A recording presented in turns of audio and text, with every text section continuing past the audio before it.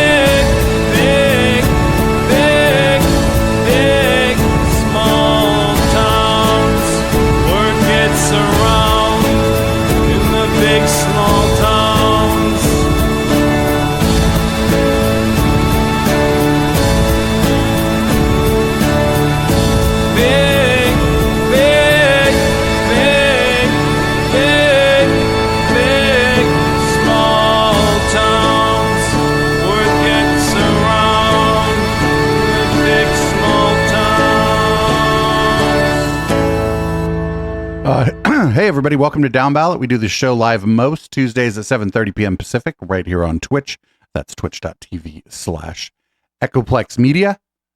And yeah, you can support this project at patreon.com/Echoplex or at eplex.store. Sign up at the $5 a month or higher level and you get this show and the Plex, both including Red Light. You get them a day early and yeah, you get that. You get early access to Used to Be a Spy, and you will also get early access to the first episode of Cast of Characters, which I just finished the script for yesterday.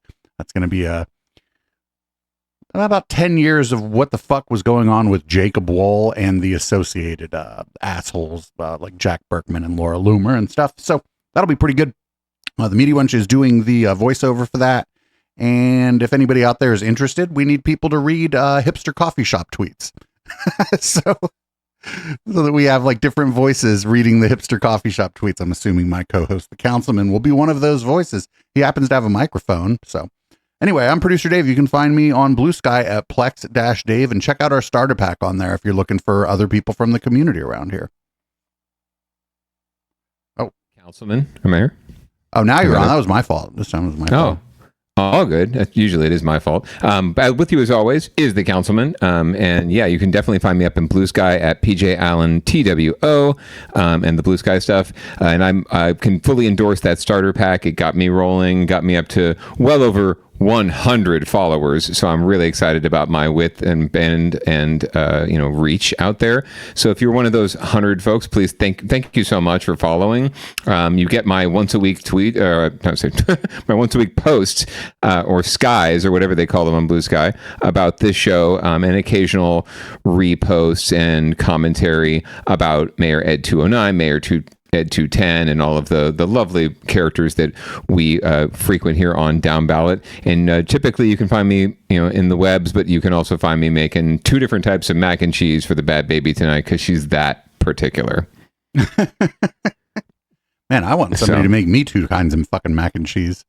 Seriously, the big and the small variety, apparently. And she judges that based on the size of the container, not the actual mac itself. All right, cool. It's the life of having a 3-year-old. Being a parent sounds like a lot of fun for other people. It was that or become a city council member, and I think I made the right decision. Well, that didn't. You're here. I didn't have a choice either. I didn't have much of a choice either way. Let's just say, and really, it was all predetermined by the moment I came on this show 10 years ago, this last month. So, thank you so much, producer Dave, for influencing my life in so many ways. Oh yeah. Oh man, there's a whole thing. Everybody, make sure I guess this doesn't matter because it'll be yesterday, but tomorrow is our Tech Broligarchy and the Dork Enlightenment show, and I have a pretty good show set up for that tomorrow too. A lot because I was off last week. A lot of good shit's going on. Anyway, what the fuck ever. What do we have for leading off this week? Well, it's something that might appeal to you and might appeal to some of our music-loving fans out there. We've covered this when the Castro Theater in San Francisco was bought out by Another Planet Entertainment, one of our local major music promoters. They decided they were going to convert it from a traditional movie house into a sort of multi-purpose house, primarily featuring live music.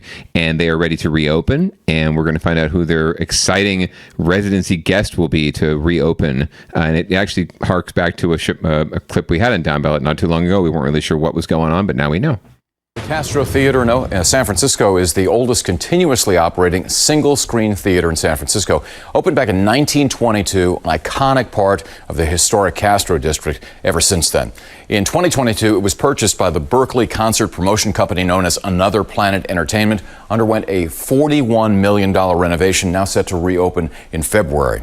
ABC 7 News reporter Luz Pena here now in studio live with us with a look at what we've learned about the opening, Luz. Larry, we learned today that a music icon will be reopening the Castro Theater, not with 1 show or 2, but with a residency. Sam Smith will be performing for 8 nights at the theater. And even though we're still several months away, the neighborhood is feeling the excitement. An announcement like no other. British singer Sam Smith walking through the streets of the Castro, hinting at what many San Francisco residents had been waiting for. Coming back with a bang. After 2 years of renovations, the Castro Theater is reopening with an 8-night residency by Sam Smith, starting February 10th, 2026. It's going to be a huge game changer. A huge artist like Sam Smith. I had some idea of what was going on, but getting that news this morning was just like a shot of adrenaline, really, to what's already going to be a really exciting reopening. The president of the Castro Merchants Association said the last 2 years of the theater's shutdown have been tough for the neighborhood, with at least 15 storefronts closed right now. The emptiness of the theater was felt, for sure. And so we're very excited to see it reactivated. What business owners are also hoping is coming soon is more foot traffic. Another Planet Entertainment is promising a list of events in the coming year that will attract more people to the Castro. We'll have concerts, podcasts, movies, comedy. I think. Oh, are they going to have Downballot there? program. I think we should lobby for that. It's going to Listen, we sometimes get as the night goes on, we get more viewers, but sometimes during down ballot, we get up to 20 people watching our Twitch channel. So that's fabulous. I mean, that would definitely put a spike into the economic impact in the Castro for sure. very active, and I think it's going to serve the community really well. Business owners like Rowan McNiven woke up to the news that puts the spotlight on the Castro. It's going to be incredible. It's only going to help us. We're just going to all succeed together. I hope people come to the Castro Theater, they see some music, they realize there's an awesome venue in literally their backyard. Another Planet Entertainment said they're very close to finishing the $41 million renovation of the iconic theater that is more than 100 years old. And now that there's an official reopening date, it's almost showtime. We can't think of a better artist. We hope that this theater's here for another 100 plus years. I mean, it's iconic, not only for San Francisco, but for the entire world. And another Planet Entertainment said the venue's capacity is 1,400. They are projecting for this venue to attract more than 200,000 visitors a year. that's cool. I don't think they're actually going to have us there, but I do wonder what podcasts they were thinking of having there. I hope they're careful about that, because there's a lot of people lying to you about vaccines on podcasts. Oh, very much so. I mean, I could see given the audience, like a Pod Save America touring show or something like that, or maybe the Boy Meets World rewatch podcast tour, right? Something big, but Behind the iconic. Bastards, something like Right, and if they wanted to have, used to be a spy, I wouldn't object. I would be down to do a live version of that at the Castro. That'd be kind of fun. But yeah, I don't think they're going to need our 20 folks. I think that AP does, they've got a pretty good network and marketing team out there. They pack the house at a lot of their events. They market, the Berkeley Greek and a lot of other venues. So I'm confident that they're going to, get pretty good audiences there. I do appreciate. And this is something I've been looking at, trying to explore in the South Bay here with some of our older movie houses, is converting them into these sort of multi-purpose art spaces where it's not just film, it's music, it's comedy, it's conferences, it's plays, theater, things of that nature. I really hope that they find some opportunity to provide some programming for local nonprofit arts groups and community arts groups, in addition to those for-profit and big shows like Sam Smith, to kind of balance that out and really make sure that they're representing for the local community and getting opportunities for local bands to come out, because it is an iconic local venue. It's got a worldwide reputation, but it is a very, very hyper local venue. So it'd be great to see that they focus on exploring that as well on some of the nights, maybe when they're not expecting, to rake in the dollars, right? And they can provide some more opportunities there. But it's great to see, and it's going to be a boon for the district for sure. We used to go for Spike and Mike's Twisted Animation thing, and then we went for Hump. I don't know if you know what Hump is. It's a adult film festival that was put on by Dan Savage up from Seattle. I was gonna guess. It's just the name itself, kind of lends itself to that. But I'm glad to know. Yeah, no, I'm definitely familiar with Spike and Mike's for sure. That definitely made the rounds in San Jose as well at some of our older theaters. The Camera 1 that no longer exists. The Camera 3, the Town. So we'll see what we can get done. Maybe APE would be willing to explore opportunities in the South Bay, because there's a huge audience down here for live music, for live entertainment, period. And we just don't have enough venues of that kind of size and that kind of scope. There's really the California Theater, and that's it. And they really just run like opera and more traditional orchestral music events. You're not going to see like a hip hop show or a jam band show or some sort of avant-garde theater show there. It's all going to be pretty straightforward. So San Jose has got a lot more weirdness to it than you might think. We just don't really embrace it. So hopefully we can convince APE to invest a little money down here too. That'd be fun too, to just watch the Old Guard in San Jose post a fucking 1,000 words about how these carpetbaggers from fucking San Francisco who own the Castro Theater are coming in, and sure, like carpetbaggers from Berkeley, right? Like at least AP is a local promoter. They are the big boys, right? The big gals, but at least they are based locally. It's not Ticketmaster, or it's not, StubHub or Netflix, right? Although I guess they're a local company, technically. So it would be great to see more investment like this down here, and especially from philanthropy and from the community. But it's just we're not seeing down here is that hip or that kind of space that will support a venue like that, and there's just really not. I don't even think that the arts and performing arts and public art are seen in that light as an economic driver, which they are. The only one in San Jose creator that even really tried to do that was Art Boutique, and unfortunately, what a nice person and what a kind person who tried to give back to the community. Unfortunately, they're not going to be able to make. They're done this. It's the end of the year. Even if they make it to that, and it's just not working. A tough road. Like I don't want to speak out of turn or whatever, or speak for Dan, but I know that he got nothing, no help from the city, nothing. He in fact had to some extent pushback from the city when they should have been reaching out to try to help.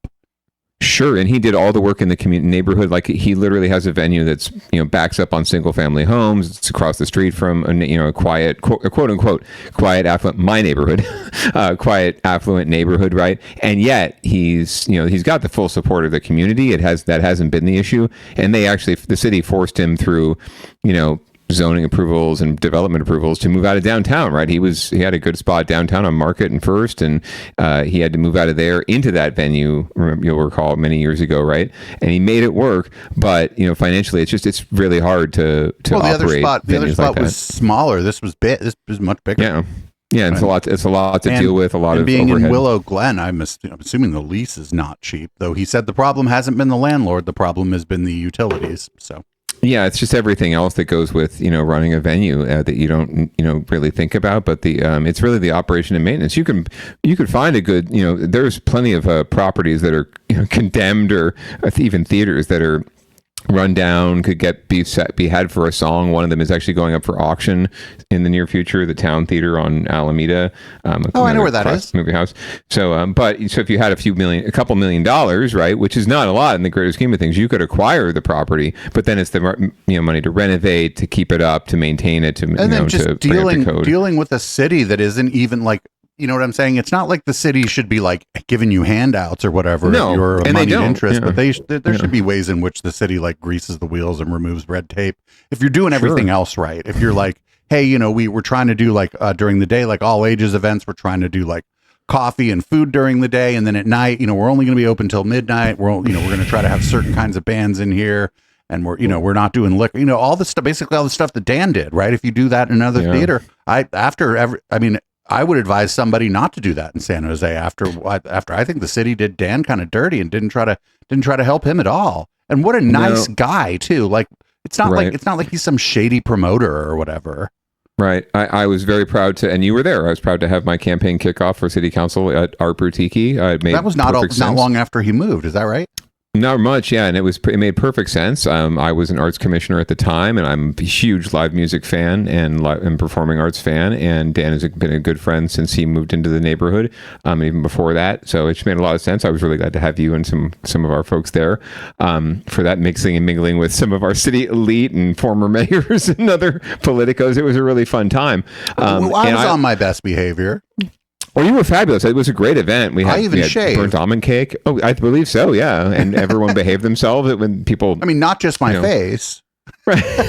People even paid to get in, or at least they donated to my campaign to get in. So it was a great time. I only wish that I could have gone more often to the venue. I've been many times since, but I only wish I could have gone more because it really takes the whole community stepping up and getting out and coming out every night, right, and coming out all the time to make these things work. It shouldn't be that way, and especially in San Jose, there are so many people who just aren't even aware of all the cool shit you can do if you just poke around a little bit. And it comes back to like promoters, the Downtown Association, the city, and other groups and neighborhood associations that just don't really see it that way and don't really see the value and don't make it a priority. And the city talks a lot of game about supporting small businesses and incubating small businesses and jobs, but when it comes to like the arts and culture, it's sort of those like aren't the kind of small businesses they're talking about.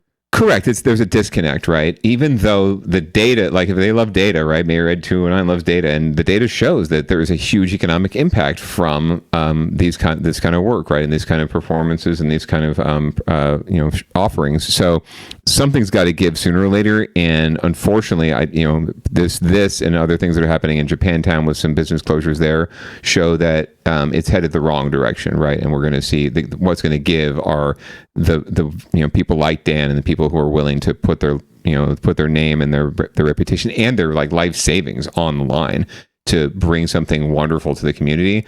So yeah, I'll be coming out to Dan's Swan Songs and getting out to see a couple shows before the end of the year for sure. It's been tougher with the Bad Baby and all, but I'll drag her out to see what's going on. But good. Yeah, good it's interesting because the two times in my adult life, basically the economy has gone bust. What's happened in San Francisco and Oakland is that the club scene exploded, right? Yeah. Like. Right.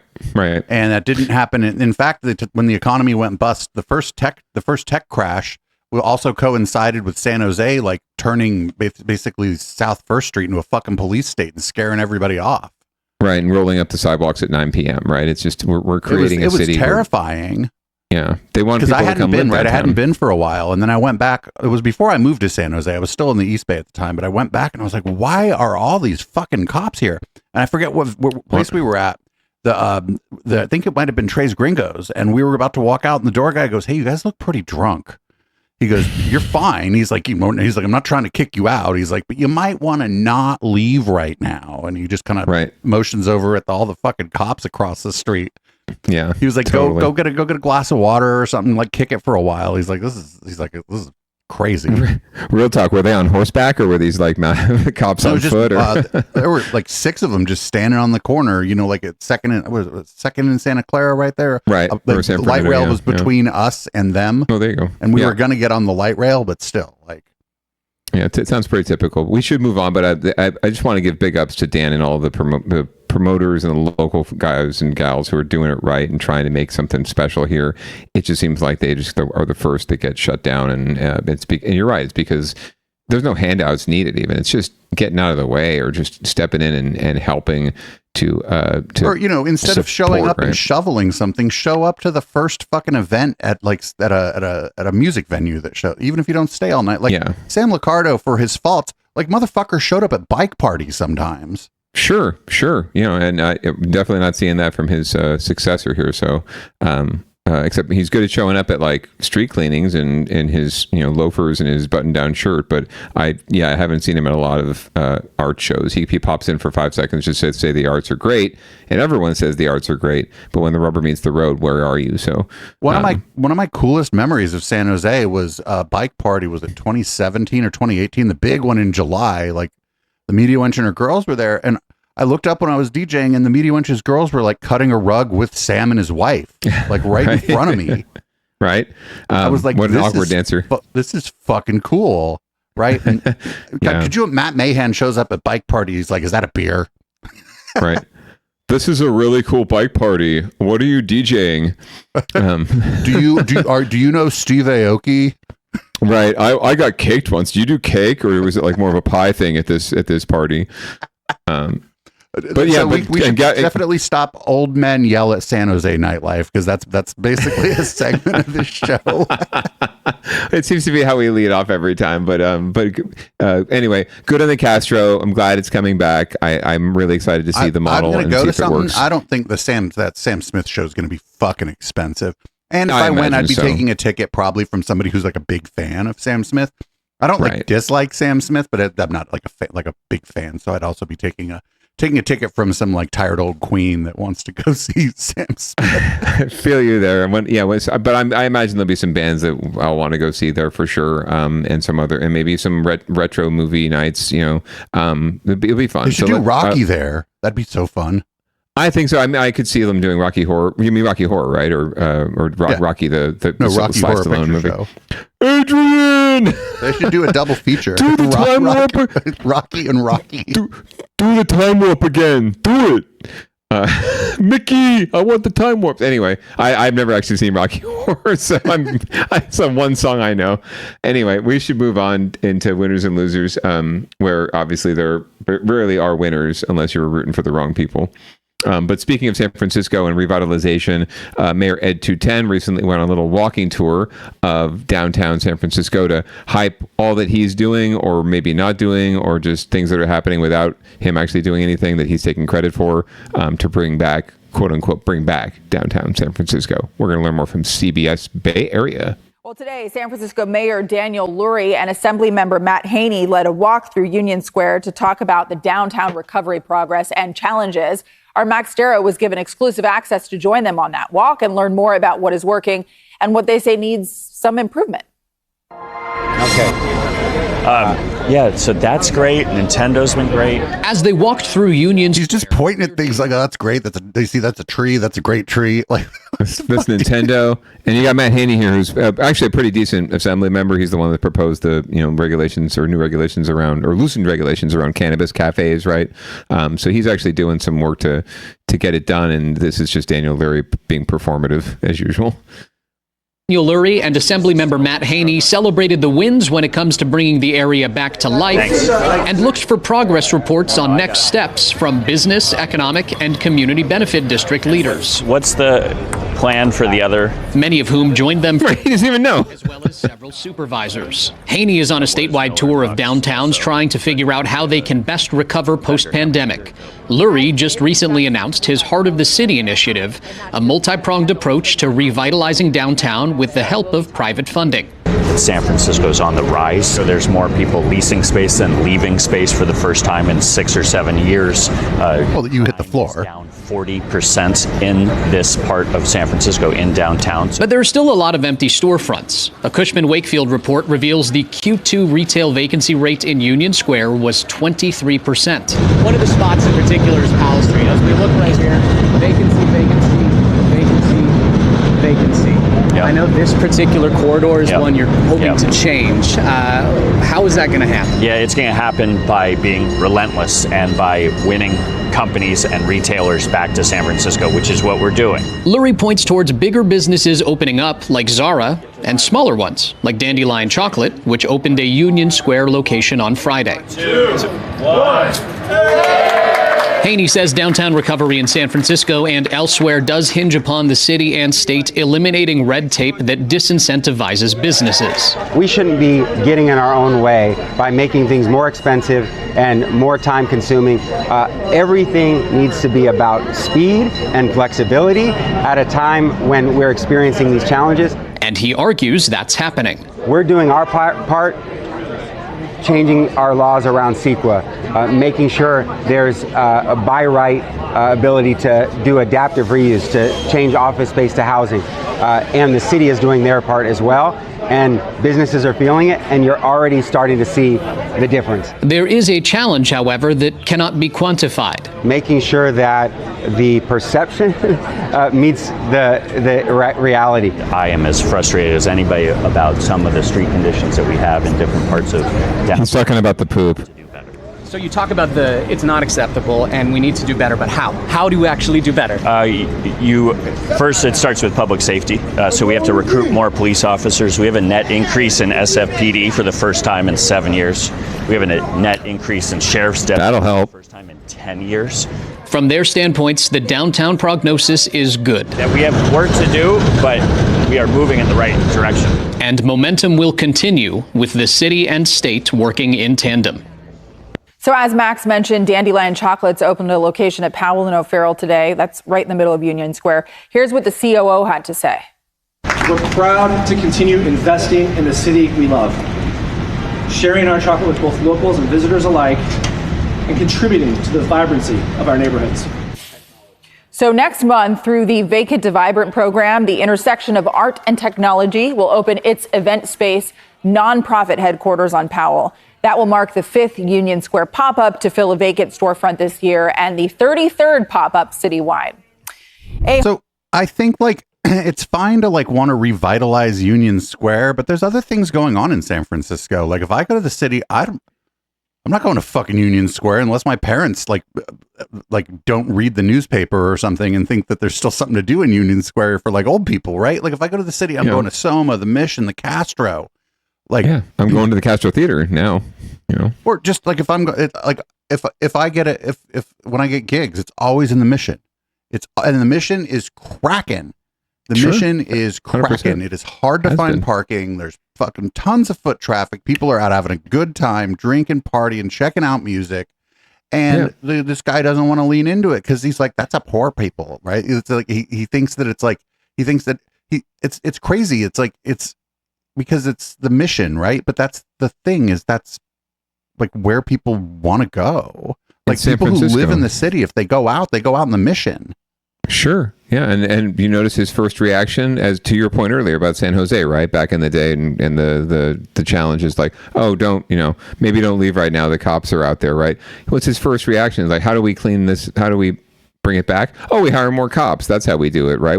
That's going to solve everything, right? That's going to make it safer and make people feel more comfortable coming out is more cops, right? No, the folks that are coming out to shows and to shop even and to live music venues and other economic drivers, they're not comforted, I don't think, by just seeing more police on the street. Those are like you're talking about like the Christmas tourism shoppers. You're not talking about San Franciscans. You're not talking about the people that need to come out on a consistent basis. And I'm sorry to interrupt, but if there's cops everywhere, doesn't that give the impression that there's a crime problem? I would say so, right? Like, to me, it's that's the last thing you need, right? If you really want to invest in revitalization, you're investing in these businesses. You're investing in more storefronts opening up. You're investing in more people out on the street, because that's what invites crimes, as it were, right? It's just no eyes on the street, no attention being paid, and that by investing in these opportunities to draw more people there and more businesses there, it's going to do a hell of a lot more than hiring more cops and more sheriff's deputies, and it probably saved the city some money too in the long run. And I love public employees, but I just get so sick of hearing that we need more cops, right? When that's the answer to public safety. It's just more cops, more cops, more cops, and it's just not true. At the end of the day, it's not what really drives public safety. People and community drive public safety, not cops. And I lean a little too hard into this, but I'll like bring it back to like when I was in downtown Campbell. There was a police presence in downtown Campbell. There were 2 or 4, depending on Friday or Saturday. There were 2 or 4 cops on foot. Motherfuckers didn't have their sidearm. Sure, yeah, they were there. They like, I wasn't their friend. They're the fucking cops, right? But they'd come up. Me and Brandon or somebody would be hanging out outside the side door at Pino's. They'd be like, "Oh, you're not drunk on the street, are you?" And they were totally kidding, right? Because of course you're drunk on the street, right? And like in San Jose, we're having to like the city council is busy creating. We're going to find out in a minute here. Entertainment zones, right? Basically, here's where you go have fun. That's right. The thing is like nobody decided the Mission again. Nobody decided the Mission was going to be where the entertainment was. It's just that the rents. Like when it's that as industry moved out, it was replaced by like nightclubs, bars, restaurants, and then that's where people go.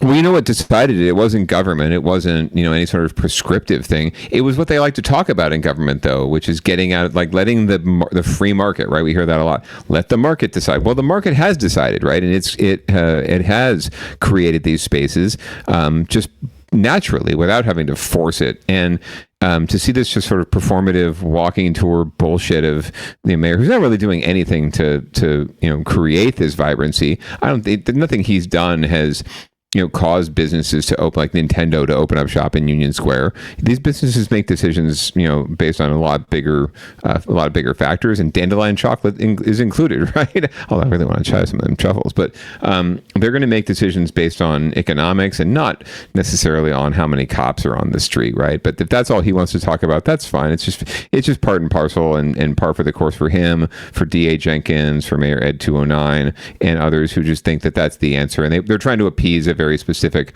type of voter, a very specific type of constituency, and it's the type of constituency that voted to recall Joel Engardio, to recall Chesa Boudin, right? They are definitely worried about losing their political power. But isn't that constituency only going to even go to Union Square to do Christmas shopping? Sure, but again, at the end of the day, they vote. And they donate money, and they won't recall you if you're doing the things that they want to see, right? And it doesn't even have to work, right? So many things that get proposed and talked about and bantied about, or even passed on the dais, right? They don't actually end up amounting to much of anything. And sometimes even like some of the methods that, government uses to try to influence these things aren't legal and get held up in court and eventually get overturned and have to get negotiated away anyway. But all the people in the public really know, and the people that are clamoring for it know, is you did something, you did this. They don't know what the final result was. They just know that something got done, or they have the impression that something got done, when really it was just the market and times that were changing, and community that drove this, not government. Government there's plenty of good things government can do to help people, and there's also plenty of times when government should just get out of the way or accept the reality, accept the natural flow of things, and try to enhance it, right, and try to build upon it rather than trying to fight back against it. Or to just be tone deaf and say we need more. Like in San Jose, we had a proposal recently. Let's put cops back on horses and have them walking through downtown, because that'll inspire public safety and it'll give the kids something fun to look at. Right? This is the silliest, most tone deaf cops on approach. Horses. It's like the history of cops on horses in this country is not good for the horses good. or the public. It's a bad look. It's a bad look, especially in a city as diverse and immigrant heavy as San Jose. So. Anyway, again, we do need to move actually onto San Jose, but it boggles my mind that they can get away with this by appealing to a very small constituency. But the problem is that's the constituency that votes, and at the end of the day, these people are fucking slaves to the vote. Well, it's what we were talking about does like lead right into what we're talking about here. They're trying this next story seems like a thing where they're trying to centrally plan fun in San Jose. Correct. They saw an opportunity and they're going to try and take advantage of it. So we're going to find out more about how San Jose is trying to, what would you call, manufacture fun here and manufacture a downtown when one already exists, if they would just embrace it. A big moment for San Jose. The city has completed a new land deal downtown. Once intended for big tech, now it could become a space for entertainment, sports, even a new luxury hotel.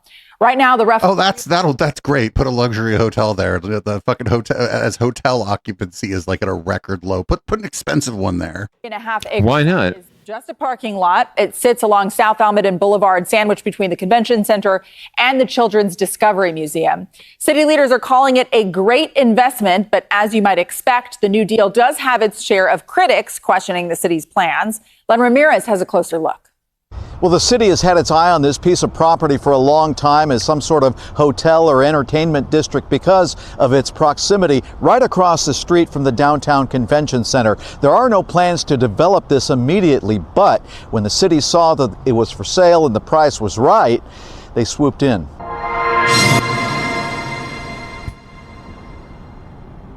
It may look like just another downtown parking lot, but this stretch of pavement just became San Jose's newest multi-million-dollar investment. The city bought the land right across from the convention center for $13.5 million, hoping to one day turn it into something big, a sports and entertainment venue, maybe even a luxury hotel. The idea here is that this will give us a little bit more flexibility as we look to expand the convention center in the coming years, potentially stage development across some of the city's existing land holdings, and eventually could hold something like a marquee hotel to support the convention center circuit.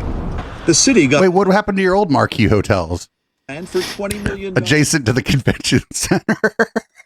They fill up, but they actually do fill up pretty easy when a big convention comes to town. So there is a need to some extent, but yeah, it's not there yet. So it's like a chicken and the egg situation. Less than the previous owner paid. That company had planned a massive 2-building tech campus here, but those plans collapsed after the pandemic. Now, with many office towers sitting half empty, the city seems to be pivoting from tech to tourism and entertainment. It's a huge U-turn, right? 2 million square feet, huge job producing site. Now it's going to stay a parking lot for an indefinite period for a potential expansion of a convention center that the market's not telling you needs to expand. Bob Stedler is a land use consultant and says the city's move raises bigger questions about San Jose. It's like Bob sat on a wall and had a great fall. Identity in the pandemic world, whether it's chasing the right future. With empty storefronts and all of the other issues, I don't see how this meets their top 5 priorities. But one local business says any future is better than the status quo. George Kukar's House of Pizza has been in the neighborhood since 1950. And George says this has been one of the area's slowest periods. So weekends used to be just thriving downtown until real late at night. Now it seems to die out. Around 10:30, 11 o'clock, there's not much action downtown. And I think anything like that, hotels, people spending the night, being out, that would really help with foot traffic here at the restaurant. For now, the city says the lot will stay as is while plans for the space evolve. What ends up happening here is still uncertain, but the city's bet is clear, investing in a different kind of downtown. People are going to bitch that the fucking parking spaces are going away. And like, we've covered so many stories where people are like, why are you getting rid of the parking lot I use? Right. Now it's going to be a parking lot for a while, and this is absolutely seen by the city probably as an investment. It boggles my mind that they're willing to invest like what was it, $13 million or something like that in this property, and when there's so many other opportunities that are much more set up to generate economic impact sooner than later. Like a lot of the theaters I was mentioning, right? Some of these theater spaces where you can have it for a song. They could have bought the Town Theater, the Burbank Theater, the Mexico Theater, and probably another property for $13 million, right?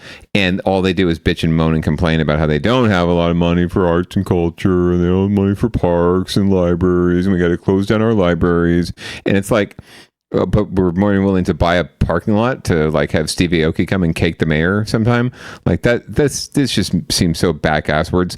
I'm with Humpty Dumpty Bob Stadler on this one. It just seems like there are so many other priorities, right? And it's amazing to me. Like the mayor himself has just over and over repeatedly said we're in a deficit scenario. The budget, we have a chronic budget shortfall in San Jose because we lack we have a low jobs to housing ratio, and more people leave San Jose to work somewhere else and spend their taxes somewhere else. So we're in a systemic deficit situation, and yet they're willing to spend money to buy a parking lot.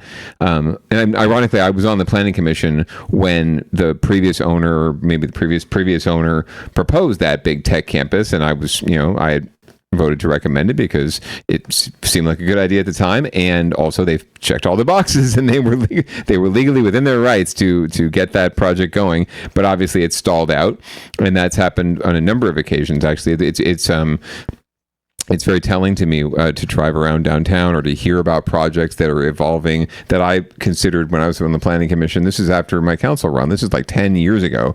I was, voting on and considering some of these proposals, and to see that they're still vacant lots or just at least this lot is functional. At least it's a parking lot. There are some lots that are just dirt that have never actually developed. You're talking things that are downtown adjacent, like not maybe not right in the heart like this, but they're correct walking distance from this thing. I know what you're talking about. Well, you'd see them sometimes when I lived on the south side. You'd see them as you were coming, like right before the Children's Discovery Museum, coming in on light rail. You'd see all these empty. You'd see like empty lots, like patches of dirt and shit. Yes, and you'll see the development proposals go up, right, and like the nice shiny renderings of what it could be, right there in front of you, and then slowly but surely those signs disappear because the permits run out and they run out of opportunities to get it done. And it's because the city is not, hasn't been and hasn't historically done enough to help move those projects along. But also the economy has changed too, and things, the creativity and the thought and the nuance of developers and city planners is not very deep, to be honest with you. There's not a lot of imagination happening right now, and that's what's truly frustrating, is that it's like, we're going to create a sports entertainment zone for people to basically get drunk in public and go watch people, I don't know, do UFC or something. Like I don't get it. Like there's so many things that, like, and if I'm not mistaken, this parcel is like kind of narrow, like a rectangle, like kind of a narrow rectangle. It's like, it just doesn't seem right for something like that anyway, because one of the dimensions isn't very big. Yeah, to be honest with you, it actually would make a really great city park or expanded park. It actually is adjacent to the creek, Guadalupe Creek. It's right across the trail in one of the. You could see the trail in one of those. The trail runs right through it. The Children's Discovery Museum and Discovery Meadows are on the other side, so you could just create a much bigger, more centralized park. Like San Jose doesn't really have a central park. St. James is what they envision as, but it's a couple blocks. Like this could be a really significant central park kind of space. And they could do that in the near term. They could do that with not much money and not without having to redevelop it. And then still think about long term. If they want to do something there more substantial, they could think build about a park it. and put a fucking amphitheater in the park.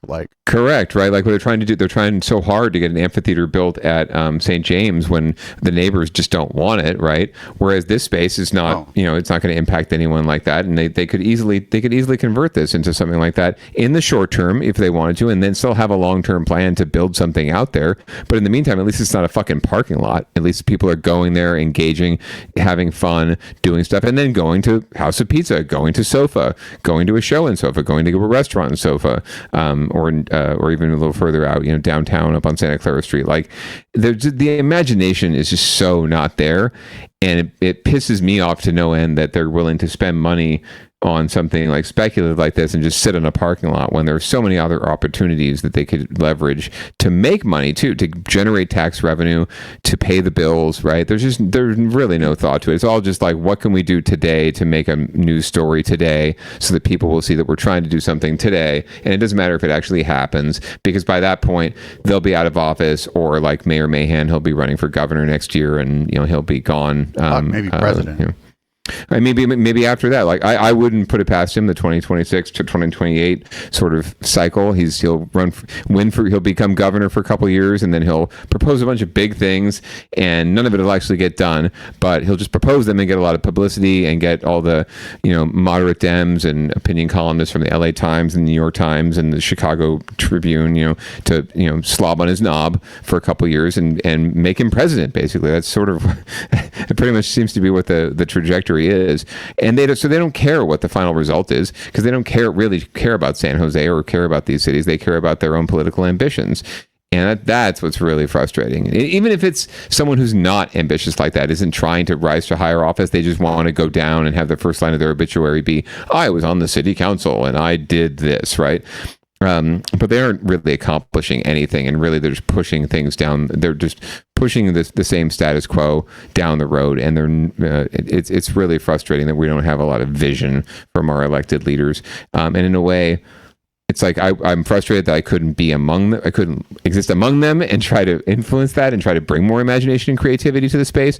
I'm also very grateful that I'm not part of that cabal of incompetence and that cabal of mediocrity, because that's really what it is. It's a insider's game of who can be the most mediocre and who can be the most performative, and no one's really trying to change anything. So the better for me, it's just I'm happier out here being an advocate and bitching on and going on this podcast and in this stream every week to bitch about it, rather than having to be the person that takes the slings and arrows for not actually accomplishing anything.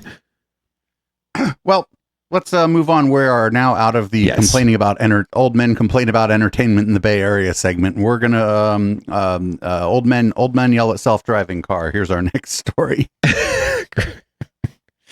Right now at 5:30, what do you do if a driverless car breaks the law? Who gets the ticket? Well, San Bruno police were confronted with those questions when a Waymo recently made an illegal U-turn. Max Darrow has details on a new law to police robotaxis. But I've been pretty impressed. I think they seem to drive smoothly. I mean, you can see his turn signal's on. That's great. With Waymos venturing further down the peninsula, he's being patient. He's not trying to get into that little gap. Mike Swire. Why does the robot have to be a he, by the way? Anecdotally, they seem I don't know. fine to me. I've certainly I thought we called our vehicle she. Right, or at least they, right? Especially old man Mike Swire. These are challenging conditions for any driver. After losing a loved one to a drunk driver many years ago, Swire has remained committed to advocating for safer streets.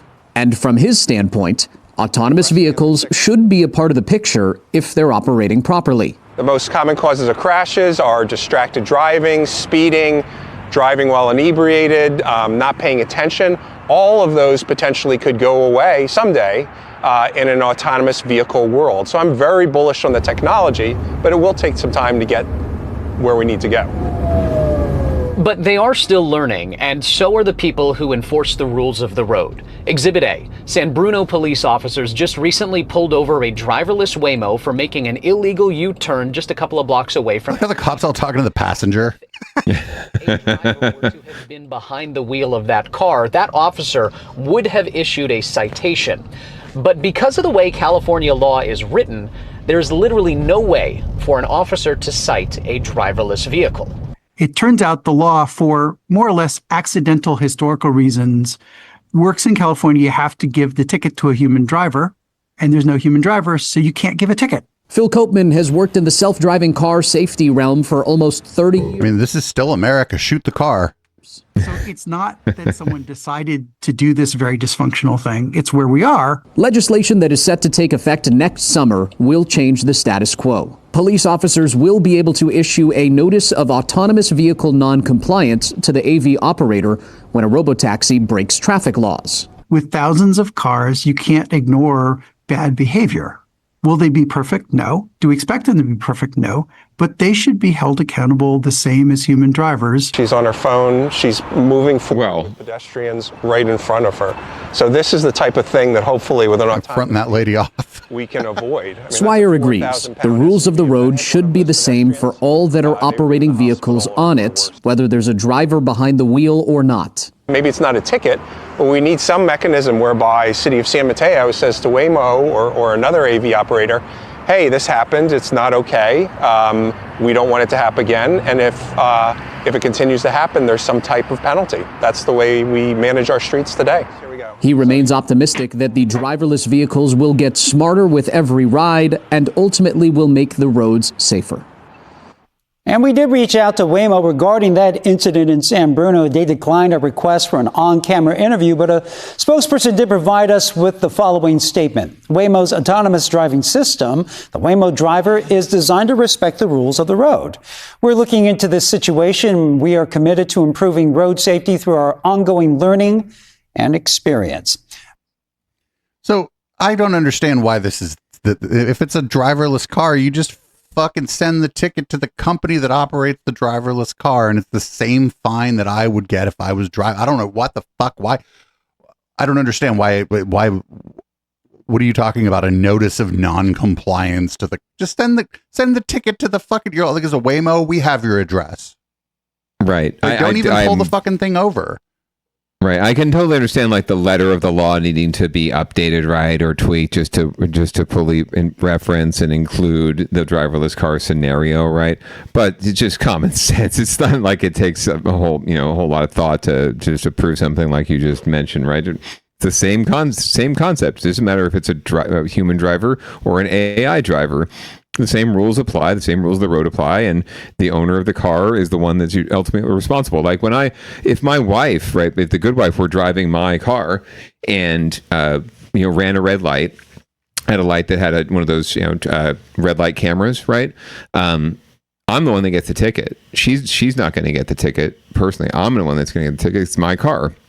So I have to pay the fine. I mean, I'll make her pay it, but the same rule should apply here. And I agree with the old man in this situation in that I do think that, autonomous cars are nowhere near as dangerous as human operated cars. And I've seen it because I've been a car courier. I've been on the road a lot, and I've seen that human error or human just ignorance or incompetence is the primary cause, not just of accidents and traffic collisions and breaking the law, just traffic, period.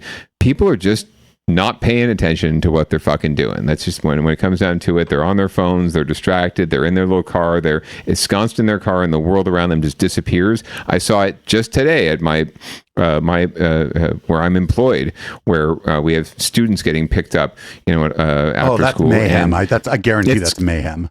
It's complete mayhem. It seems like parents just lose their fucking minds within a quarter mile of any campus. There was one person just straight up completely blocking a lane of 3rd Street downtown, like a whole lane.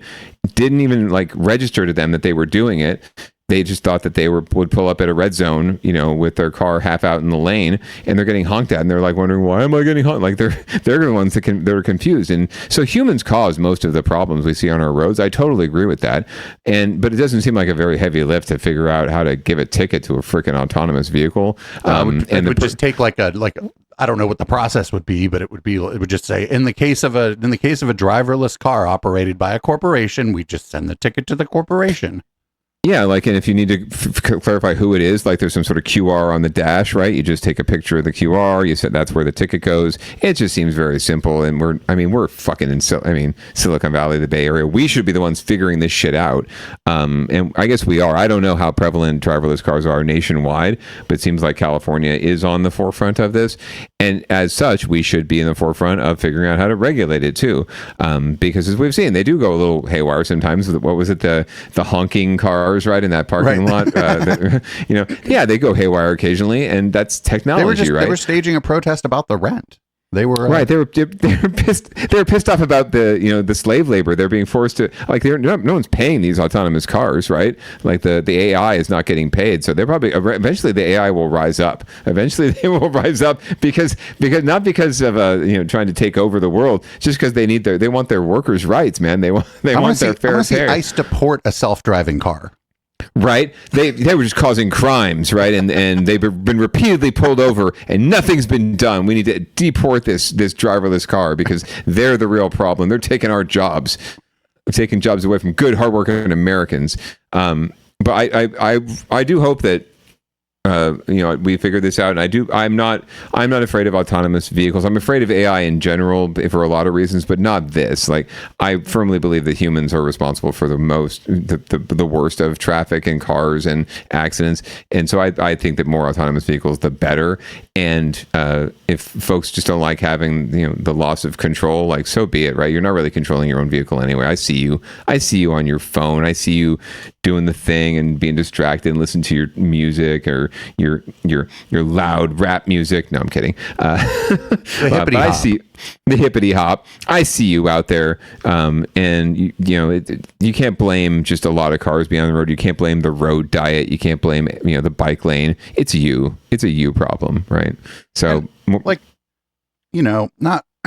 for nothing. It's like, I think that one of the things that's going on is that a modern car has just become such a much nicer place to be that is more detached from the road, right? Sure. Like, you get into an old car, even like a car from like the early 90s or whatever, and you are acutely aware that the car is in motion, that you are driving the car. Like, it might even have a fucking stick shift. Right. These cars now have, like, the Teslas have like a freaking computer that comes out of the dash. Like, I don't even know what I would do with that. Honestly, I'm just not ready for that. So yeah, if you're paying attention, that's nice on like a longer trip to be in a newer car, because it's a much nicer place to spend time. But it's you're gonna eventually probably pay less attention just because you've become completely detached from the fact that you're driving at all. Yeah, and there's one thing about driving, like it's one thing to be driving down the I-5, right, for 300 miles straight, like, it's just there's not a whole lot of nuance to it. There shouldn't even be a speed limit on I-5, fuck it. Right, but driving in the city, right, with stop signs, stoplights, pedestrians, bikes, residences, businesses, there's so much more going on that you need to be aware of, and it's to me, and we're going to find out from this next story. In fact, what a great segue.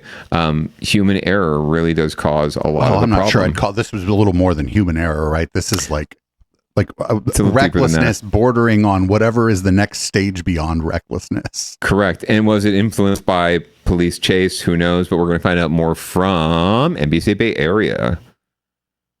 A scene right out of a Hollywood movie here. A high-speed police chase along the peninsula ends with a truck flying through the air. You see it here, and crashing in a residential neighborhood. Thanks for being with us. Jesus Christ. If I saw that truck, I never would have guessed that the person might be driving it aggressively. You'd think, right? That truck acting like a wrecking ball as it smashed into several cars down the street.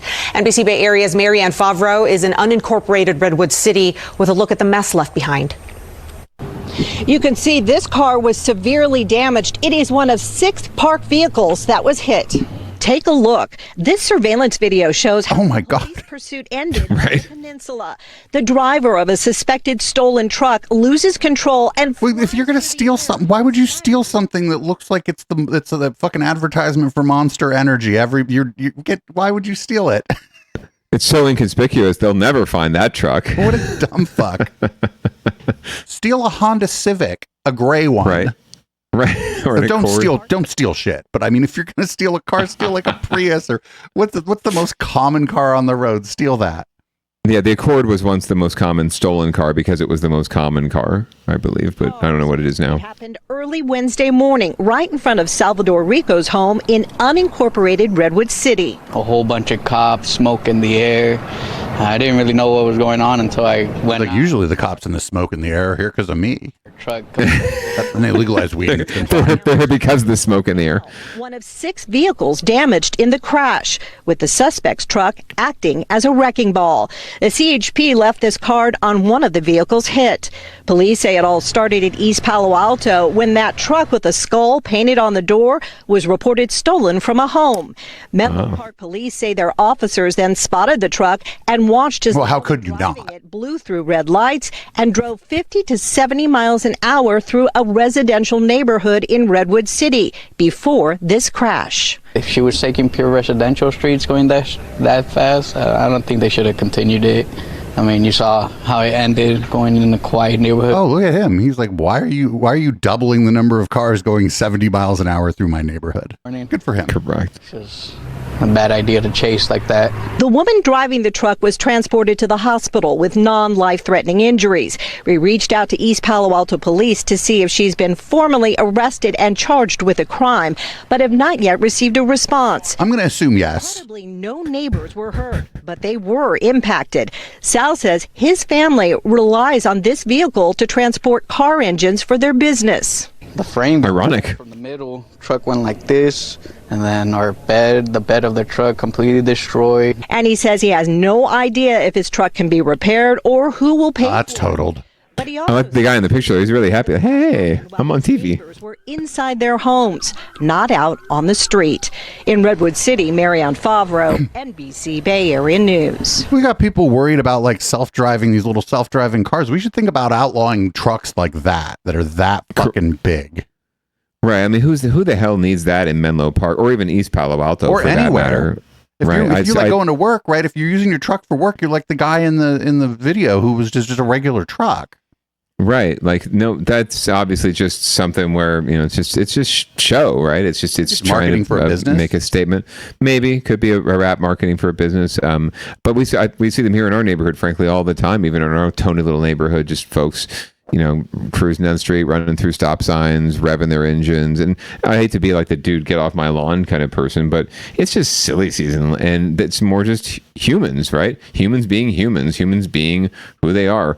And if this was a self-driving truck, right, it never would have been going that fast. Never would have, maybe not would have been stolen either. The AI wouldn't have even let you put that fucking the gaudy ass wrap on the truck.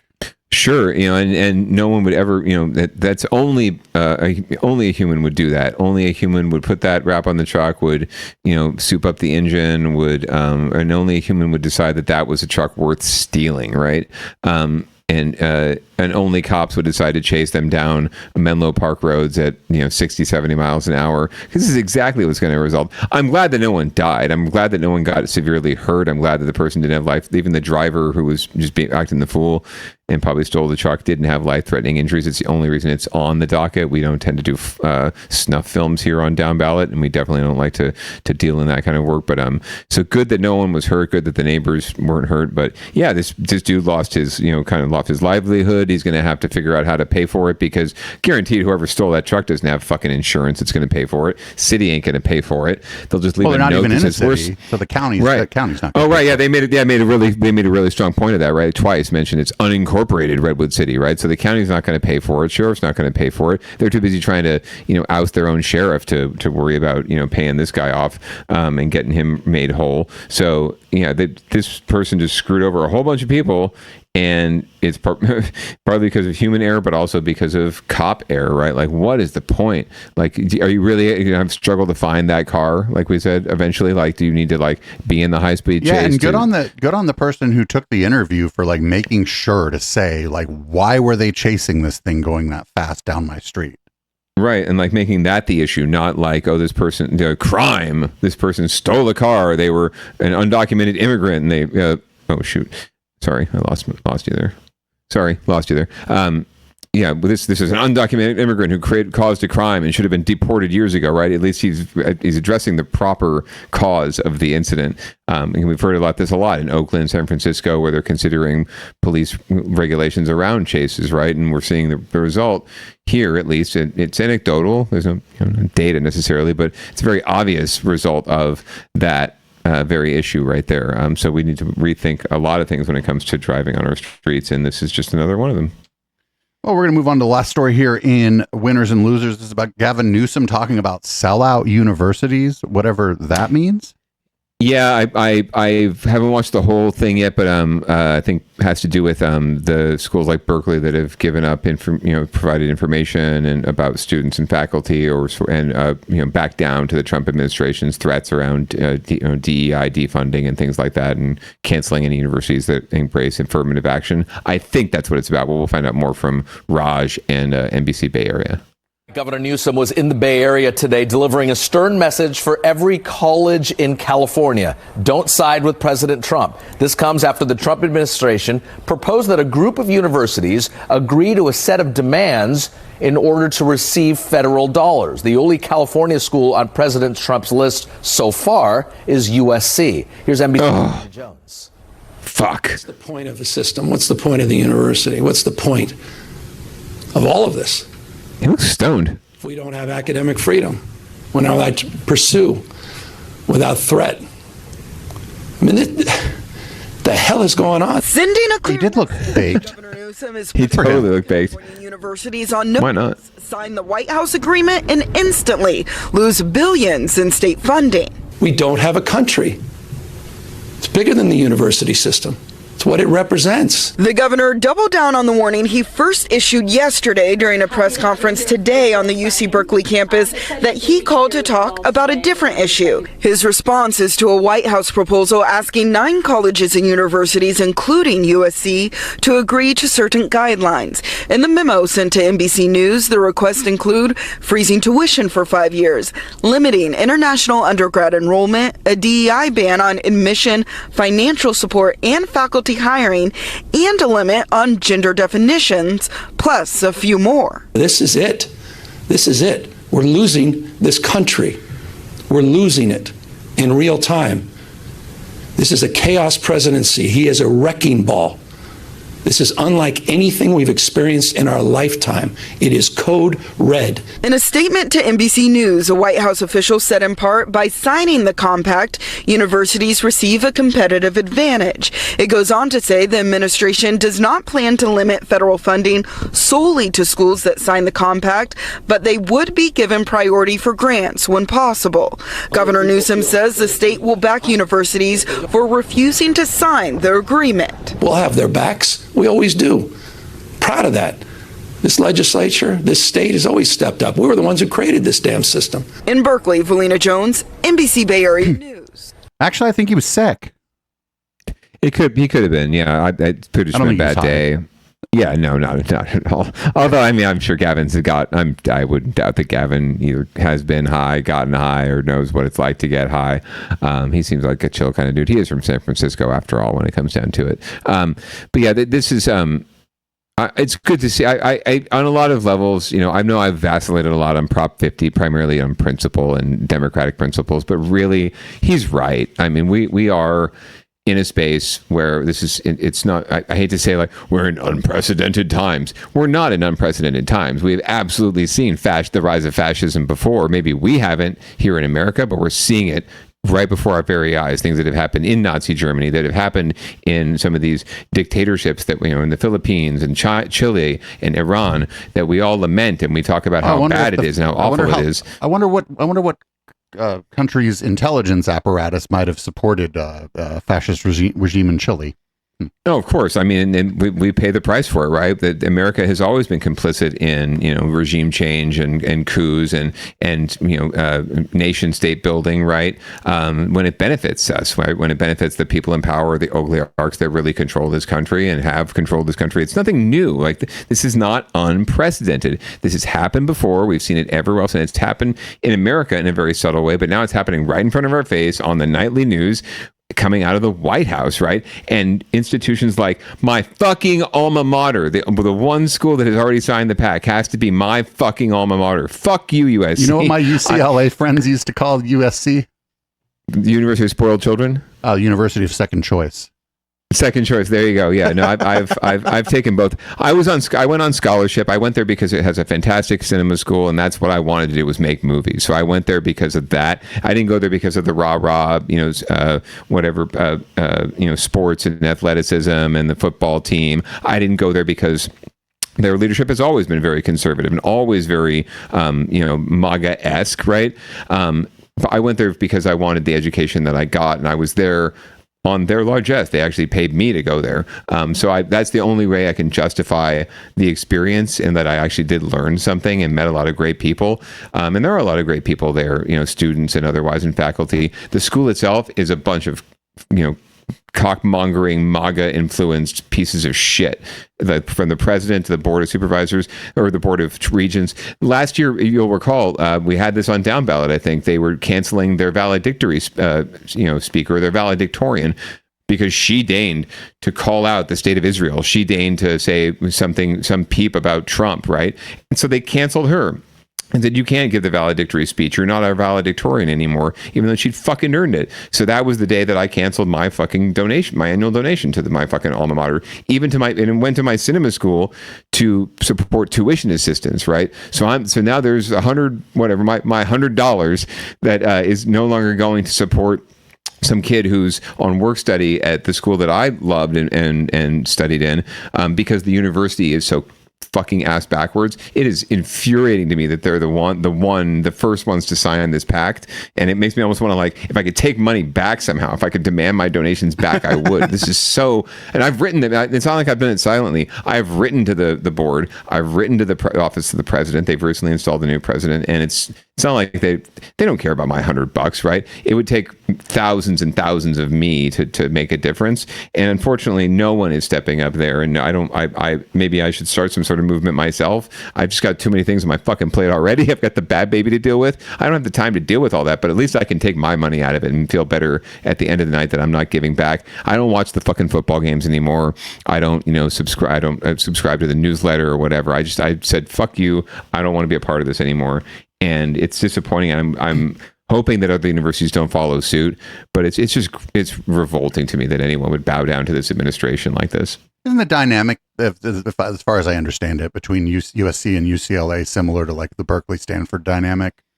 Yeah, very much so. I mean, and granted, I mean, Berkeley is a public school, but at the end of the day, like, the tuition is sort of a wash. Their board of regents bowed down to Donald Trump too. Correct, and they're more dependent. They're even more dependent. That's another thing about USC. It's not as though they're like ultimately reliant, or Harvard even. It's the research and development. Harvard's the only one that's kind of reliant. not bending the knee. Yeah, and they're pushing back, but even they're not reliant on doing the education work. They're not reliant on the federal government. Private institutions are not. The private institutions get a lot of research and development funding. They got a lot of funding for other things, for their endowments from federal grants and things of that nature. But they're not reliant on the federal government to actually do the number one job, which is educate young people, right, or educate people. That again is another disturbing thing. They're not prioritizing the right things. They're prioritizing their tenured professors and their the folks that bring them prestige and get published in the journals, right? They're not thinking about the kids, about the students, about the student that I'm no longer supporting because I can't stand what the university is doing as a whole. That's who gets hurt, as always. And they're not thinking about that. And Berkeley's certainly not thinking about it either. But yeah, the Berkeley-Stanford dynamic is very similar. They're both equally hoity-toity, both equally affluent, both equally elitist. And yet there's this like public-private like divide. UCLA is just as elitist as USC is, frankly. And their campus is even nicer, you can argue. So it doesn't really ring true. It's kind of a hollow rivalry when it comes down to it. But yeah, it's a very similar dynamic. I'm just so frustrated. But at least UCLA isn't bending the fucking knee. I'll say that much for them. Hate clap. Yeah, and it is what it is. We'll see what happens here. I'm sort of surprised that the students and faculty at Berkeley didn't make more of a stink about what Berkeley is doing, but People are busy. Like you were saying, you're busy. You think like maybe not the tenured professor. They might just be sitting there sniffing their own farts and on going on podcasts, but the adjuncts and the people who maybe aren't even on tenure track or whatever, maybe they're just fucking worn out and the students are worn out and maybe things are different now. Maybe people have less time. Yeah, my brother's an adjunct professor at community college level. He's not tenured though, and he's the kind of person who would be out there marching and protesting and leading protests. And it's just like he's too busy teaching. He's too busy earning a living, trying to make ends meet, and not like lose his mind and be able to pay the rent and all these things. They've got many more problems, and the tenured professors are just worried about losing their tenure, so they're not going to say anything. Generally speaking, right? They're not going to push back or make waves. They're just like politicians. They just want to hold on to what they got. They want to hold on to their lifestyle maintenance, and some folks I think don't look at this and say, well, this is the reality of where we're at. Like Trump could get taken out as president in a couple of years, right? Replaced by who or with who, right? And we had 4 years of Biden and whatever, and some sort of respite. But at the end of the day, did anything really change? And are we really? Maybe they're hedging their bets and saying we're headed this direction, like we are headed towards fascism, and we'll just get out of the way and embrace it. And it comes back to that line about like when they came for they came for the black folks, I didn't step up because I'm not black. When they came for the Jews, I didn't step up because I'm not a Jew. And then they came for me, and no one was left to stand up for me. That eventually the tenured professors are going to get theirs, but they're trying to hold out as long as they're going to hold out as long as they can, just like the rest of the tools. And so you either push back. They're going to all get replaced with podcasters, actually. Right. So, and to a lot of frankly, Democrats and progressives who are pissed at the Democratic Party, like Gavin is doing and speaking, whatever you think of him, right? I've never been a huge Gavin Newsom fan, but at least he's speaking and acting the mind of some of us out there who are like, we got to fight fire with fire. Like we are absolutely on the verge of losing our democracy. It is not hyperbole to say that. It is not hyperbole. It is not unprecedented. It's happened before. It's happened a million times before. We've been complicit in it ourselves. And now it's happening here. And we think, oh, well, it can't possibly happen here. Hamilton, let's go see Hamilton.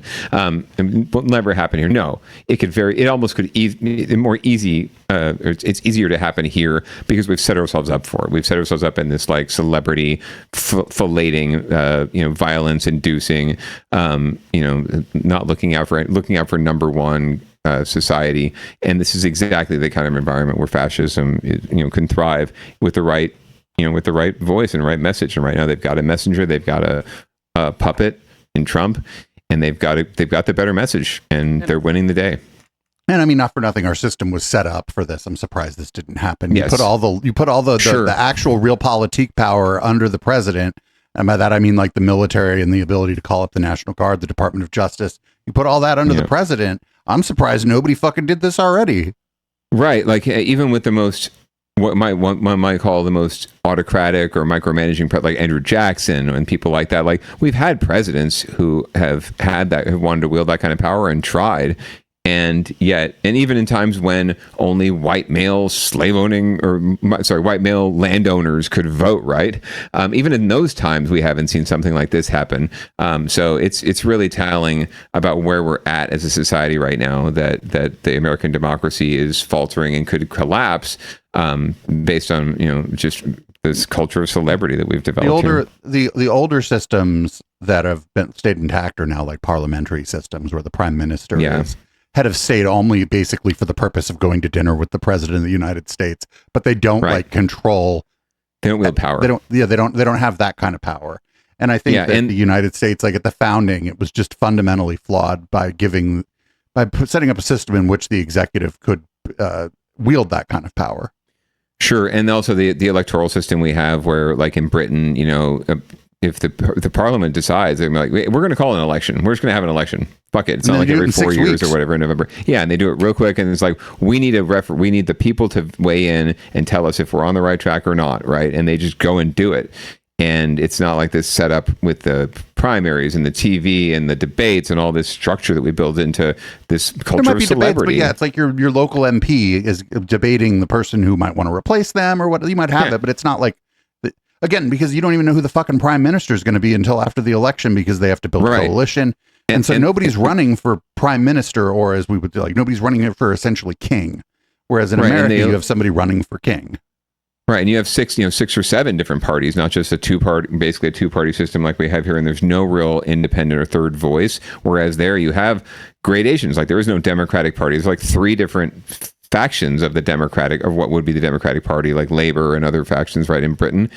And so it's whoever ends up with a plurality is who is in charge, right? And you have to create build a coalition to build the majority. Exactly. You have to build a coalition, right? No one usually ends up getting a majority, and you have to build that. And that creates that in and of itself creates a better democracy and a better system and a better judgment and better governance. And again, the prime minister essentially just being a figurehead who goes to dinner with people is pretty helpful too, honestly. They get a nice little house. Too. Okay. Anyway, but that's winners and losers for this week, where, of course, typically there are no winners unless you're rooting for the wrong person. I wasn't really even rooting for anybody in any of those stories, if we're going to be honest. Yeah, I don't even root for Gavin, generally speaking, right? I just think he's at least on the right track in calling it like it is, calling, as they say, a spade, even though it's kind of a racist term, but calling it what it is, calling a duck a duck. So we're going to move on to our favorite segment, or my favorite segment of the show, Get Your Shit Together. And it looks like this is more of a story where people got their shit together. We're going to learn more about it from KPIX, but apparently there was a community up in the North Bay that lost their post office because of the landlord. We couldn't imagine that happening, but we're going to find out more about how they got their post office back from KPIX. Welcome back. There was a lot of celebration today over something that most of us take for granted every day. The small Marin County community of Bolinas is once again having the mail delivered to their town, and it's all thanks to one man's persistence and just a bit of public shaming. John Ramos has that story. In an age of electronic communications, it's easy to downplay the importance of something like a local post office. But the town of Bolinas has been without theirs for 2.5 years, and anyone who saw this day will never take it for granted again. On February 4th, 2023, the Bolinas post office that had operated here for 60 years shut down over a lease dispute with the property owner, planning never to return. After that, residents had to make a 40-minute round-trip trek to another town to pick up their mail. We're a small town, but we have no mayor, we have no city attorney. We're just like regular people trying to figure this out. John Borg decided he wasn't going to just accept it. He organized a letter-writing campaign and erected a sign at the entrance to town every day updating the number of days without a post office. It grew and grew and grew. And on Sunday, Borg posted the latest tally. 948 days. I think the sign was something to kind of keep the community engaged and let them know, hey, we haven't given up on this. We're still holding them accountable. We're still watching it, and we're still working on this. But on this day, everything changed. Bolinas got its post office back. After more than 2.5 years of lobbying and negotiating, the residents began arriving at the exact same building to get the keys to their brand new post office boxes. And it was amazing to see how thrilled people could get just picking up their mail. Oh my gosh. Oh my gosh, I've got 2 keys. I write mail in my own box in my Bolinas post office, and I can't even.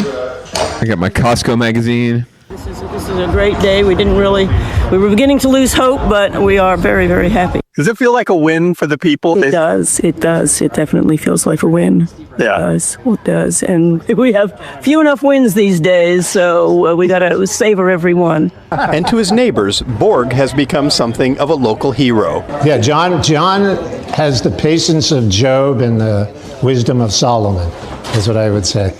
Of course, he credits the entire town for never giving up. Some killer hair. I guarantee you John doesn't believe in that guy's Bible. You know, 1.5 years, 2 years, there's no way it's going to come back. There's no way it's going to happen. But we just kept plugging away. I mean, we thought maybe, it might be I like how the post office is also the liquor store. Next to the liquor store. It just went on and on. Unfortunately, I'm not big on small town life, but if I had to retire to a small town, this seems like the place. Yeah, right. They got their priorities straight. A dispute with the landlord was able to do what snow, nor rain, nor heat, nor gloom of night couldn't. But now the post office is back in Bolinas, and instead of numbers, the sign outside of town has only exclamation marks. Chick, chick, chick. Very nice.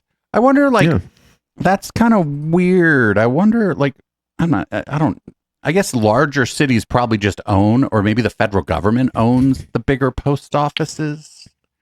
I don't, to be honest with you, the post office exists in a very gray area when it comes to public services. Like, they're governed by the federal government, but they're not. They're kind of their own entity. They have their own budget and financing mechanisms and governance structure, but they are part of the government in a way. So I don't know how that necessarily works. I'm guessing that they have to, I mean, any government institution has to rent out space, like office space, right? Like they may, even if they own the land, right?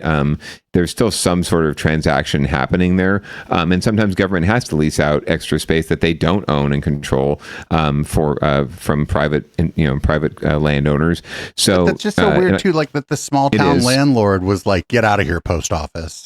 Well, they wanted to expand the liquor store or something. Maybe it was more profitable or something. I don't know. You know, they wanted to add a wine cellar or something. But I do appreciate that you can, get your booze and get your mail. It seems like that's all, in line and on brand. Like, you're going to pick up your bills. Like, I'd like to get a beer or a 22 if I'm having to go home and read all my bills and the invoice. And of course, she probably picked up the invoice for her post office box, which is not cheap these days. Like, it was actually canceled, my post office box. I was grateful to, because I pretty much can't sunsetted my personal business, my home business.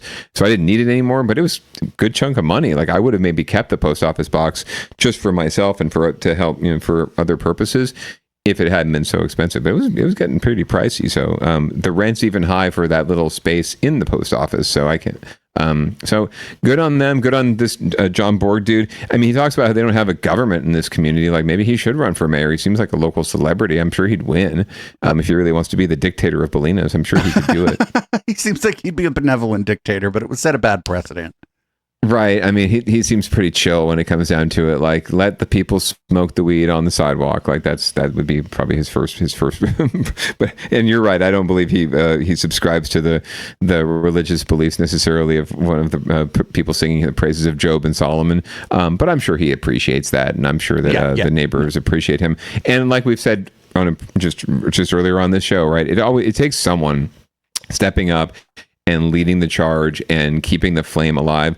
I've done enough activism to know that it's just, most of it happens in fits and starts. Organizations even pop up, people pop up, and they're doing all the things and trying to beat their head against the brick wall of government and beat the head against the brick wall of commerce and capitalism.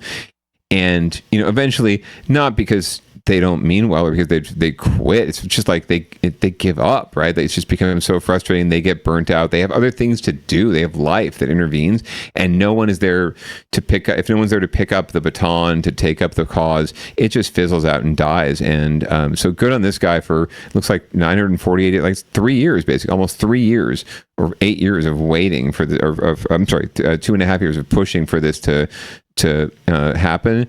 So good on him for doing that. But it takes that kind of effort. It takes that sort of the patience and the perseverance.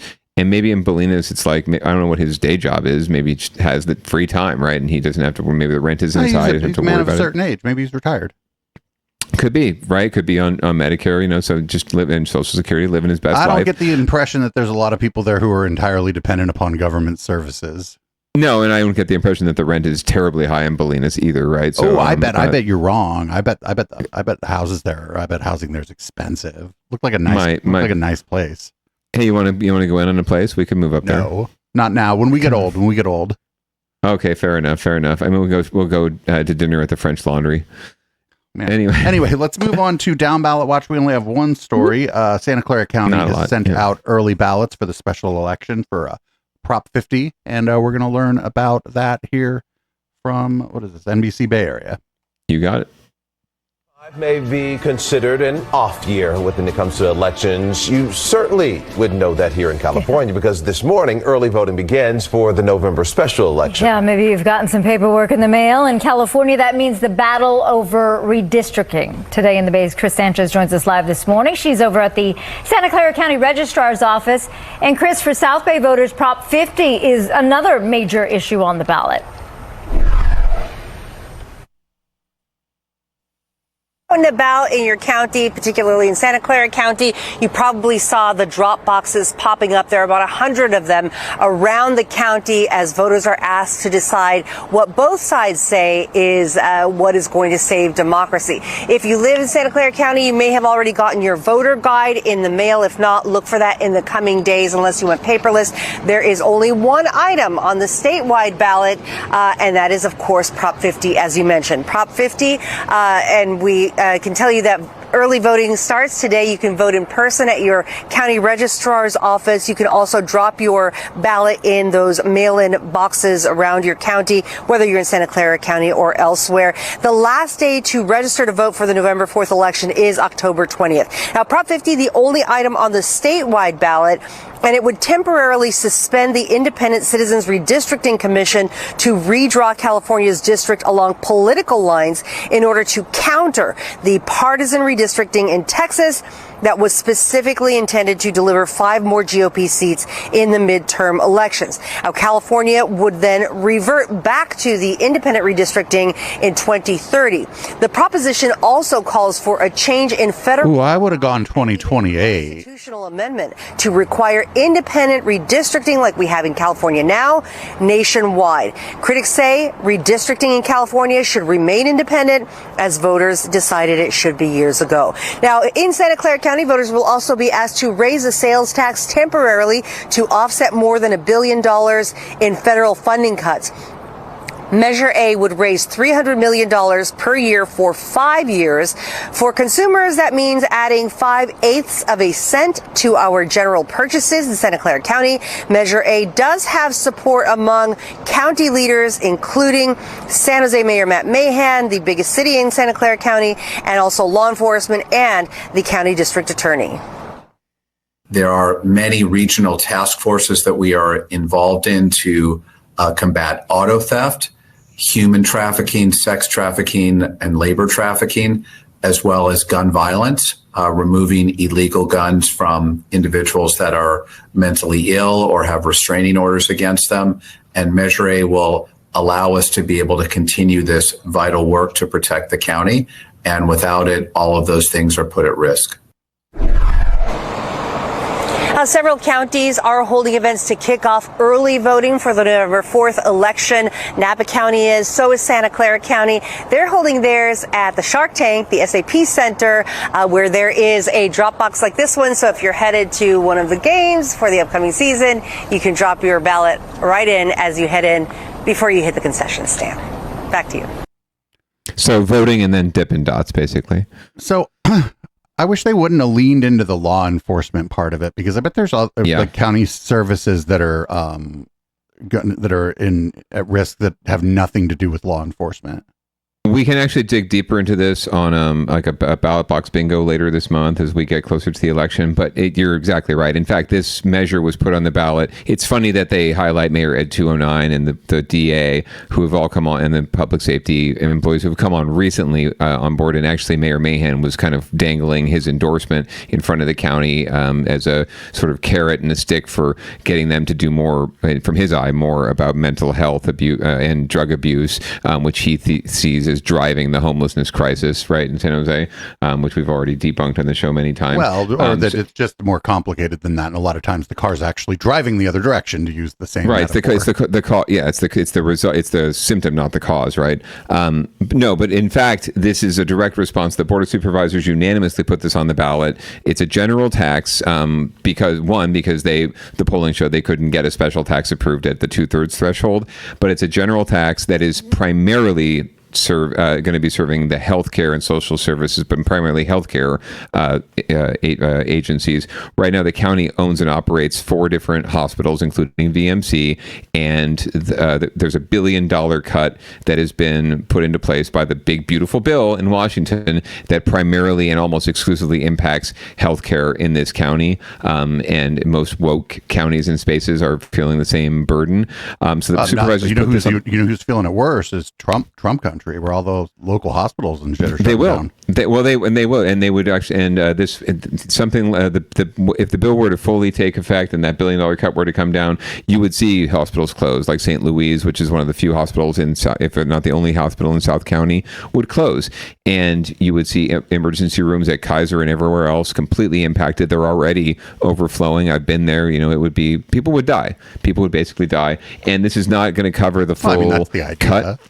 It is. That's the idea. They want the woke folks to die. This is not going to cover the whole loss that they're going to experience. What this does is a stopgap until they can, so that they can keep emergency services and trauma centers and like that open until we've changed the federal administration, or they figure out other ways for the state and local agencies to come up with other solutions. The county also has instituted a hiring freeze, a pay raise freeze. They're trying everything they can to stave off the cuts.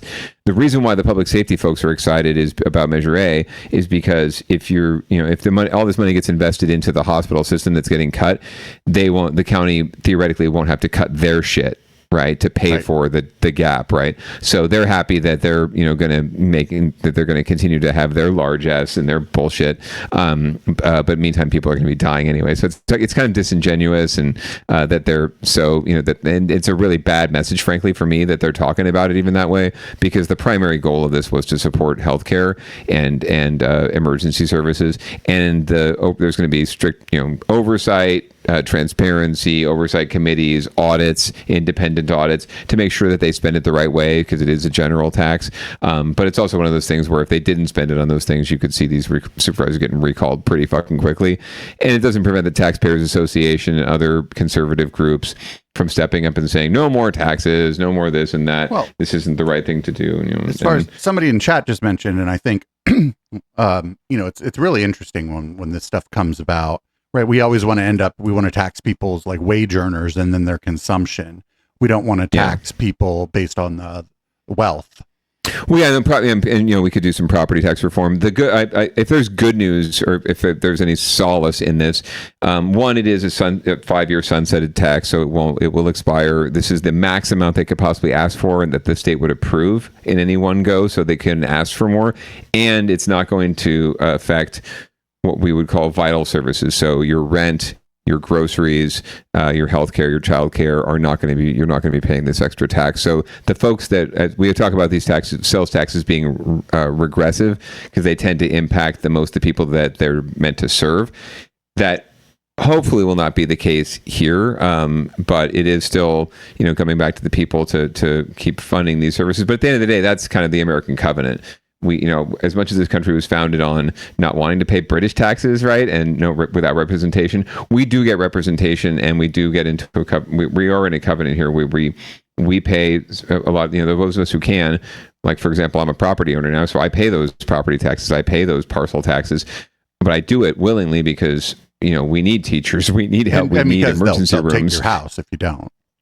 Well, that's also true, but that's not why. That's not at the end of the day. That's not why I do it. I do it because I don't want my emergency room to be overflowing with people who need VMC or need Medi-Cal and Medicare services, right? Like I don't need Obamacare, but I know plenty of people who do, and I don't want them to be without services, or be forced to make some really tough decisions.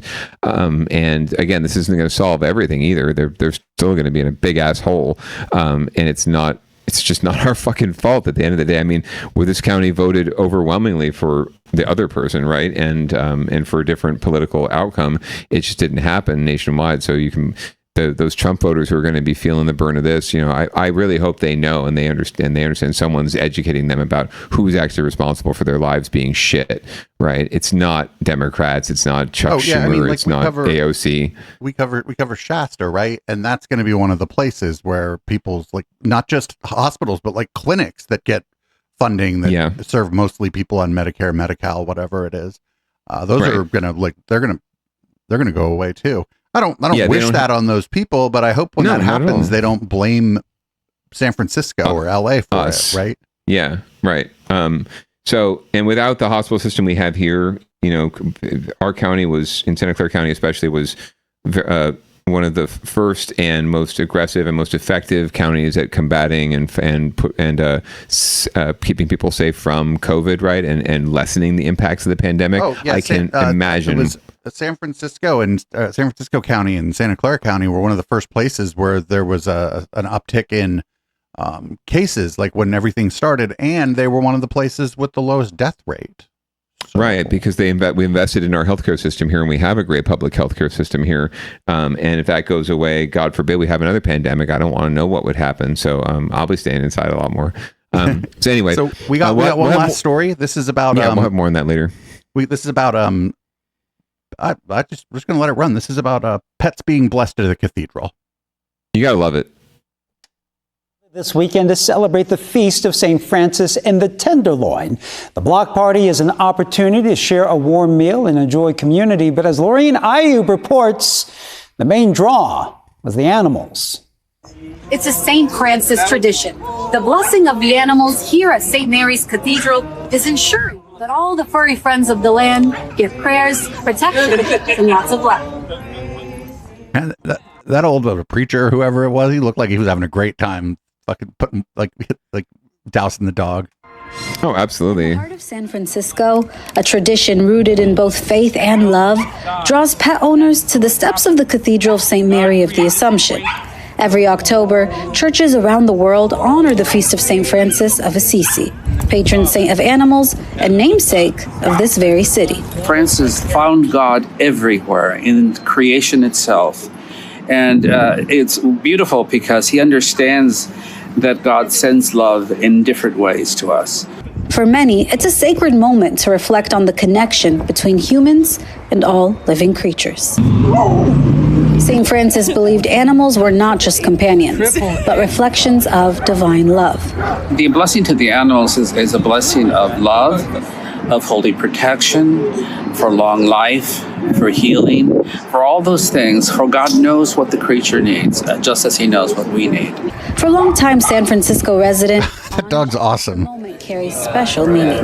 Blessed are you, O Lord. Well, Coco is 16 and a half, and after spending most of her life in the city together, we decided no better blessing than the blessing of St. Francis. From the smallest terrier to the oldest tabby, each animal receives a gentle reminder of the love they represent. Creation. I mean, this is cute, but the animals have no idea what's happening. Because in the city of St. Francis, the bond between people and animals continues to be honored, one blessing at a time. Also, if you want to make, somebody in the chat just brought it up. If you want to make friends with a cat, maybe don't fucking hit it with water. Throw water at the dogs are okay maybe, but yeah, cats are not usually very keen on that. This is just this is something that happens in a lot of spaces around the feast day of St. Francis of Assisi. We actually, at our school, in fact, we had a visit from a local animal shelter or a farm that brought rabbits and chickens and goats and things for the students to see and pet and just chill out with and feel blessed, because it's a day of blessing for all living things. And I think that we'd all be wise to emulate the dogs and the cats and the rabbits and just chill the fuck out sometime. If we did, we'd be better off. So I suppose the get your shit together could have been another thing this week, but this was just too cute to pass up. So thank you for indulging me. I like the animal interest stories. And with 100%. that, we went a little bit long, but I think we had I think we would have been fine without old middle-aged men yell at San Jose nightlife. Well, that's just par for the course for us here on Downballot. Should I read us out? Yeah, go ahead, read us out. All right. Well, Producer Dave, thank you so much, as always, for running the dials and keeping this network going. Listener, viewer, donor, or whatever you want to call yourself, patrons, please keep us alive by giving us your show bucks and listening and downloading and watching all of our streams here on Ecoplex Media. We really do love to do this work, but we can't do it alone. So thank you for being here. Please go out and get vaccinated. They've got the new COVID vaccine out. Wear a mask where it's appropriate, and if you've been exposed, if you want to expose yourself by not wearing pants, that's totally cool. It's your choice. We're going to leave you with Audible Smoke, and we'll see you. I believe we'll see you next week. Yes, we will see you next week, and we look forward to it. Maybe we'll do a little down ballot box bingo about some of the measures that are on our ballot this month. So, Producer Dave, thanks so much, and audience, peace out.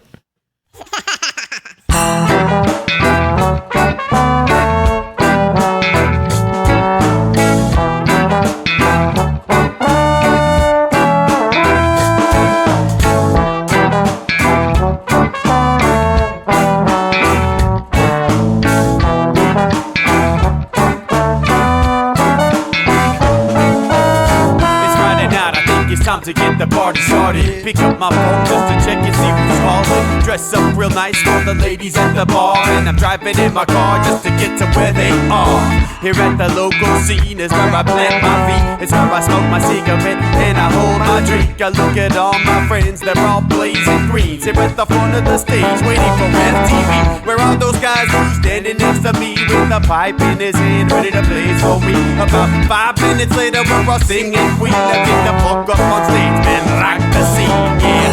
We do what we want, and what we want is to jam. So sit back and enjoy the band. We do what we want, and what we want is to jam. So sit back and enjoy the band. Enjoy that band. I turn and head back to the bar for a refill, man, because you know where we are. We're headed out to the car to smoke another one and another one. Now just when the magic starts kicking in, I hear relapse playing, you know it's time to head in. Alright everybody, now it's time to grab a new drink. Spark it if you got it and then pass it to me, yeah. We do what we want, and what we want is to jam. So sit back and enjoy the band. We do what we want to do, and what we want is to jam. So sit back and enjoy the band. Enjoy that band. Last up on the bill for the show tonight is Down and Dirty at 5, so we're headed outside to spark up another joint. Now who's got my lighter? Stoner E, of course, shouldn't you be inside? I'm all up in this bitch, being who I gotta be. I'm fucked up like the U.S. economy. The truth is that I don't think logically. Stoner E take you on a psychedelic odyssey. Now inside motherfuckers is rocking me, and outside shit we smoke a lot of broccoli. Rocky the roller, yo, that sexy girl be jocking me. Ain't too drunk to fuck, but I'll probably do it sloppily. We do what we want to do, and what we want is to jam. So sit back and enjoy the band. Enjoy the band, enjoy the band. We do what we want to do, and what we want is to jam. So sit back and enjoy the band. Molly say that he like jamming, and he hope he like jamming too. Well, I gotta say, thank you, Bob, we do. Yes, I gotta say, thank you, Bob, we do. Well, Bob Marley said that he like jamming, and he hope he like jamming too. Well, I gotta say, thank you, Bob, we do. Yes, I gotta say, thank you, Bob, we do. Yeah, we do what we want, and what we want is to jam. So sit back and enjoy the band. We do what we want, and what we want to do, what we want is to jam. So sit back and enjoy the band. Enjoy that band. We do what we want.